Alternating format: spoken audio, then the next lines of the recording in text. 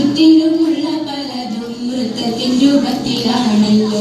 നമ്മുടെ ചുറ്റിലുമുള്ള പലതും വൃത്തത്തിൻ രൂപത്തിലാണല്ലോ. ഭൂമിയും സൂര്യനും ചന്ദ്രഗ്രഹങ്ങളും വൃത്തത്തിൻ രൂപത്തിലാണല്ലോ.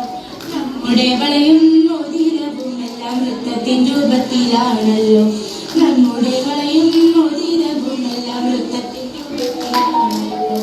വൃത്തത്തിൻ കാര്യം അറിയണം വൃത്തം വരയ്ക്കാൻ. വൃത്തത്തിൻ കാര്യം അറിയണം വൃത്തം വരയ്ക്കാൻ. ആരമറിയണം അല്ലെങ്കിൽ വ്യാസമറിയണം. ആരമറിയണം അല്ലെങ്കിൽ വ്യാസമറിയണം. ആരം വ്യാസത്തിൻ പകുതിയാണ്, വ്യാസമാരത്തിരട്ടിയാണ്. ആരം വ്യാസത്തിൻ പകുതിയാണ്, വ്യാസമാരത്തിരട്ടിയാണ്. ആരവും വ്യാസവും അറിഞ്ഞാൽ പിന്നെ വൃത്തം വരയ്ക്കാൻ എളുപ്പമാകും.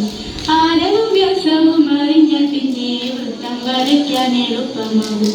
വൃത്തമാം രൂപത്തിൽ കാത്തുവാനായി വൃത്തത്തിൻ രൂപത്തിൽ നിന്നിരുന്നേ. നമ്മുടെ ചുറ്റിലുമുള്ള പലതും വൃത്തത്തിൻ രൂപത്തിലാണല്ലോ. നമ്മുടെ ചുറ്റിലുമുള്ള പലതും വൃത്തത്തിൻ രൂപത്തിലാണല്ലോ. ഇംഗ്ലീഷ് അക്ഷരമാലയിലെ ഓയുടെ രൂപം വൃത്തമാണ്. നമ്മുടെ വണ്ടി ചക്രങ്ങളുമെല്ലാം വൃത്തത്തിൻ രൂപത്തിലാണല്ലോ. വൃത്തങ്ങളിൽപ്പെട്ട ഭംഗിയേറുന്ന ജാതീയ രൂപം നിർമ്മിച്ചിടാം. വൃത്തങ്ങളിൽപ്പെട്ട വ്യത്യസ്ത രൂപങ്ങൾ വരച്ചിടാം നമ്മൾക്ക് കൂട്ടുകാരി. വൃത്തങ്ങളിൽപ്പെട്ട വ്യത്യസ്ത രൂപങ്ങൾ വരച്ചിടാം നമ്മൾക്ക് കൂട്ടുകാരി.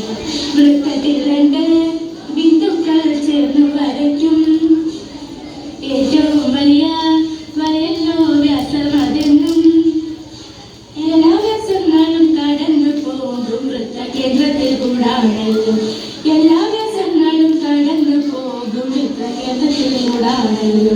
വൃത്തമാം രൂപത്തിൽ കാത്തുവാനായി വൃത്തത്തിൻ രൂപത്തിൽ നിന്നിരുന്നേ. നമ്മുടെ ചുറ്റിലുമുള്ള പലതും വൃത്തത്തിൻ രൂപത്തിലാണല്ലോ. നമ്മുടെ ചുറ്റിലുമുള്ള പലതും വൃത്തത്തിൻ രൂപത്തിലാണല്ലോ. നമ്മുടെ ചുറ്റിലുമുള്ള പലതും വൃത്തത്തിൻ രൂപത്തിലാണല്ലോ. ഇനിയും പലതുണ്ട് വൃത്തത്തിൻ കാര്യങ്ങൾ വിടവാങ്ങുന്നേ ഞങ്ങൾ ഇവിടെ.